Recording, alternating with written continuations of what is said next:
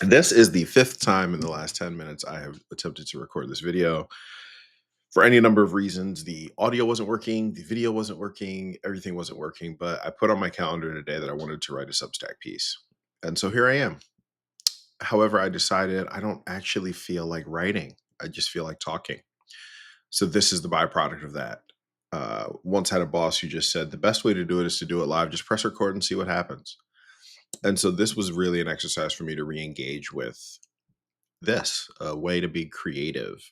I think that a lot of the time our work takes a lot from us and wants us to use all of our creative juice there. I've fallen guilty to that. But at the end of the day, there isn't a reason for that. We should just be creative for ourselves. And so this is a way for me to do that. This is a very fast way, very fast and easy way for me to do this. Low barrier to entry. Just get her done. And so I wanted to just thank you guys for holding space, whether you knew you were holding it or not. I haven't posted here in over a month. Um, but this is just an effort for me to start becoming more consistent. I love words. I love sharing them. I love talking them. I love recording them via video. I love typing them. I love all of it. So this is just going to be a random stream, but I've been missing from this space primarily because we have moved. I in a very different place physically, mentally, and emotionally than the last time I checked in. But my wife and I, who are nearing our 2 year anniversary, which is wild and beautiful and feels like it flew by in a lot of ways, we purchased a home. We are proud residents of Compton, California now. And we're in a new development, a beautiful little community here that has a ton of families of color who are interested in investing in this area, wanted to be proximate to LA, but affordability is an issue. So we're in townhomes. They're beautiful. They're lovely. We know the neighborhood is going to change because of a lot of these types of pop-ups, but we're happy that most of the folks that here are Black and brown, and so is the community. So anyway, we're down here in Compton. It's had sapped a lot of just mental and physical energy the last couple of months. We're finally in. We've been in this place a week. This is my actual office. It's no longer a multi-purpose room, which is great, and so I'm thankful for that. And it's been a journey.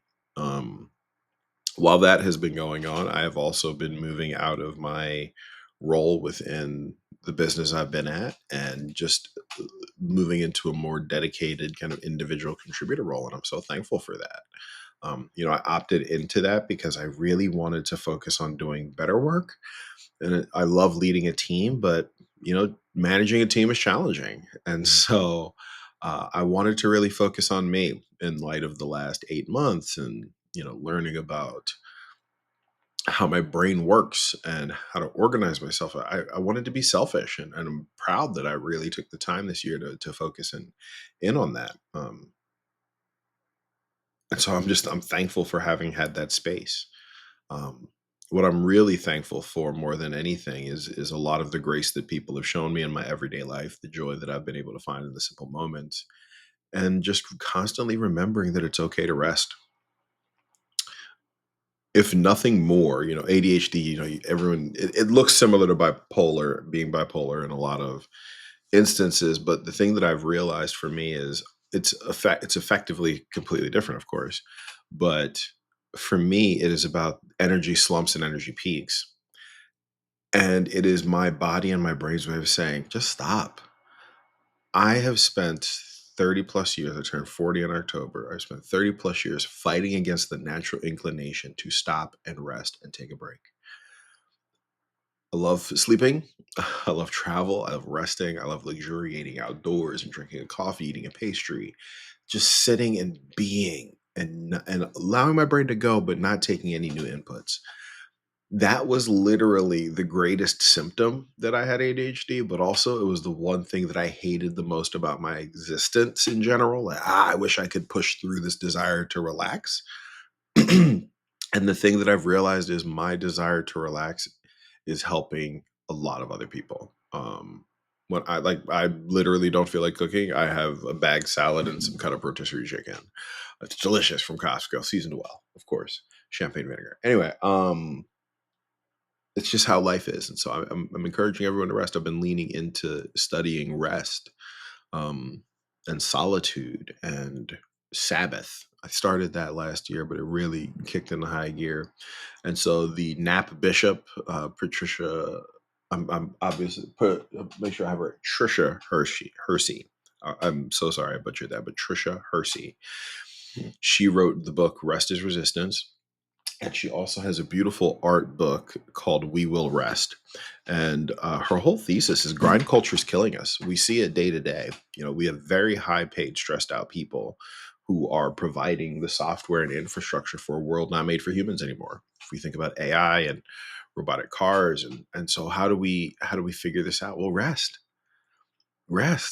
Um, Last week I saw a number of friends and colleagues and um, digital mentors and actual mentors who were at Martha's Vineyard. They were in Oaks Bluff, and Oaks Bluff in August is a Black Haven, and it was just I was reminded of so many beautiful images of Black bodies resting.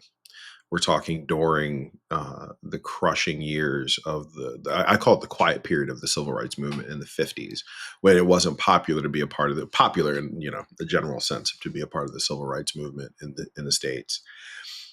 There were people going there to relax. Martin Luther King Jr. would vacation there. Other people would vacation there because no matter what, you need to rest. You need to stop. Um, Part of my journaling exercise is to read that book, We Will Rest. It's over on the shelf. Um, that's why I'm looking over there. And it says, Wonder Woman is not coming to save you.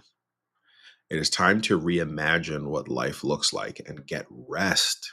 You cannot be creative if you don't rest. You cannot have new energy if you don't rest. I'm enthralled with how we have demonized the desire to relax. Yet every time there's a millionaire, billionaire, anyone, what are they doing? They're relaxing. Trump spends more time on a golf course, resting and relaxing and doing all of those things than governing. People would criticize Reagan for napping. Sure, fine, whatever. Republican presidents, they tend to get the most blame, but rest is important. Taking a vacation. Obama took a 2-week vacation every summer, 2 weeks at Christmas, to be with his family and completely unplug. Those are just presidents. Think of the CEOs that are out of the office all the time, kite surfing and doing all these things. Rest reinvigorates the mind and the body alike. And so I'm leaning into learning more about that and trying to implement small things in my life. And so, for example, today my little porch is out here, and my plan is to go out there with a hot cup of tea later and just relax, just sit out there and maybe talk to my neighbors, maybe read a book, maybe not, maybe just sit there and stare at the wall. Like, it's just nice to get breeze. So anyway, I'll leave you with that. I'm encouraging all of you to rest, take some time to breathe and pause and enjoy life. Um, Enjoy life as it is. Don't rush on to the next thing just yet. Anyway, that's all I got. Thanks. You may randomly see me post these, hopefully once a week again, now that I'm coming out of the insanity that is life. But if not, you'll get it when you get it. Thanks so much, y'all. Bye.